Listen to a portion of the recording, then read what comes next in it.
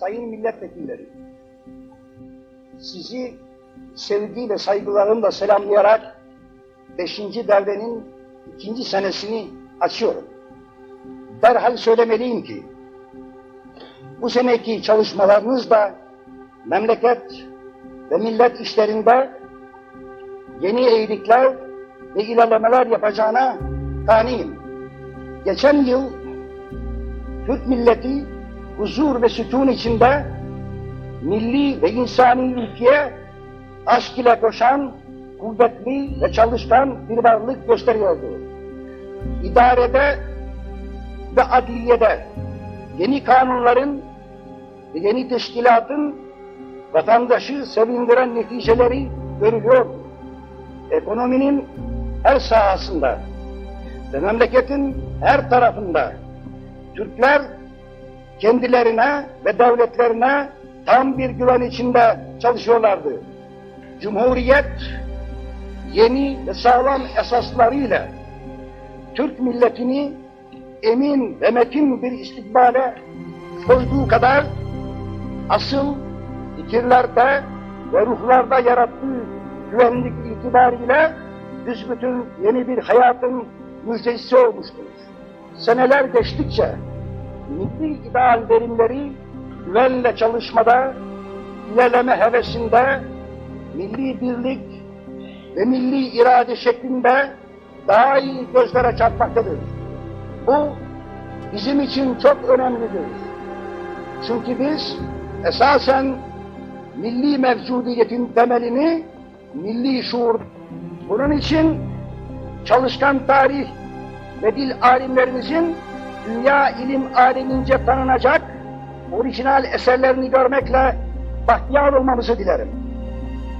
Sayın arkadaşlar, ana vatana yeni kavuşan göçmen vatandaşlarımızın iskanı başlıca işlerimizdendir. Göçmenleri iyi yerleştirmek ve süratle üretmen kılmak için onları kafi derecede teçhiz etmeye çalışıyoruz. Aldığımız neticeler ümit vericidir.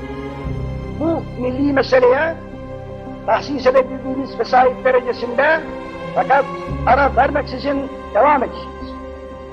Demir yolu inşası programına devam ediyoruz.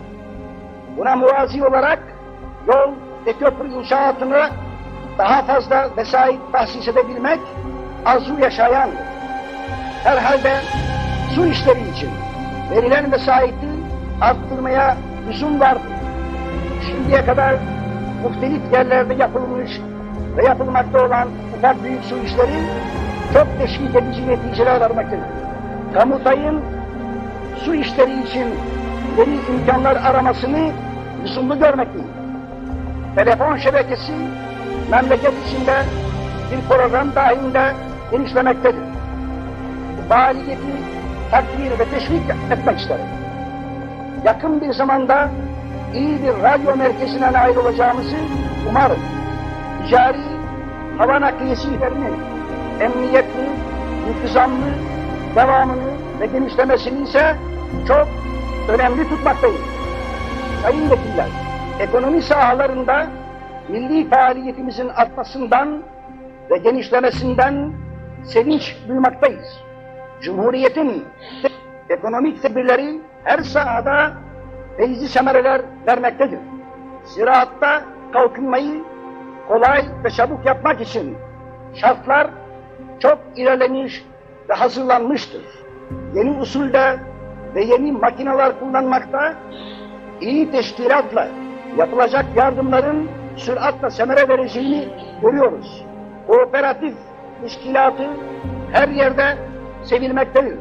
Kredi ve satış için olduğu kadar istisal vasıtalarını öğretip kullanmak için de kooperatiften istifadeyi mümkün görüyoruz. Ziraatta hastalıklarla mücadele işine daha çok ehemmiyet vermek lazım. Toprak kanununun bir neticeye varmasını Kamutay'ın yüksek himmetinden beklerim. Her Türk çiftçi ailesinin geçineceği ve çalışacağı toprağa malik olması da hemhal lazımdır. tatbikat devresinde bulunduğumuz için hava kuvvetlerimiz arzumuz derecesinden henüz uzaktır. Kuvvetli bir hava ordusu vücuda getirmek yolunda iyi neticelere doğru emniyetle yürümekte olduğumuzu ifade ederken, hava taarruzlarına karşı milletin hazırlanması için de ayrıca alakanızı uyandırmak isterim. Bu sene içinde arz-ı ulusal bakımdan bizim için mesut hadiseler oldu. İngiltere Kralı Sa Majeste 8. Edward'ın yetenek giren ziyaretini ve Boğazlar'da yeni rejimin Montreux mukavelesinin derpiş ettiği veçile tatbike başladığını bunların başında olarak zikretmek. Tanışmakla bahtiyar olduğum İngilizlerin büyük kralı ile aramızda sure gelen dostluğun milletlerimizin temayülatına uygun olarak iki hükümet arasında fiilen inkişaf etmekte olan samimi münasebet üzerinde hayırlı tesirine şüphe yoktur. Bundan böyle muharip herhangi bir devletin harp sefinelerinin boğazlardan geçmesi memnundur. Bu münasebetle karada ve denizde büyük komşumuz Sovyet Rusya ile aramızdaki 15 seneden beri her türlü tecrübeden geçmiş olan dostluğun ilk gündeki kuvvet ve samimiyetini tamamıyla muhafaza ederek tabii inkişafında devam ettiğini beyan etmekle de ayrıca memnuniyet duyarım.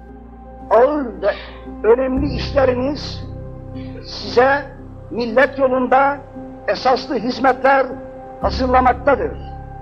Milletin sevgileri, hayırlı ve faydalı çalışmalarınızda daima sizinle beraberdir.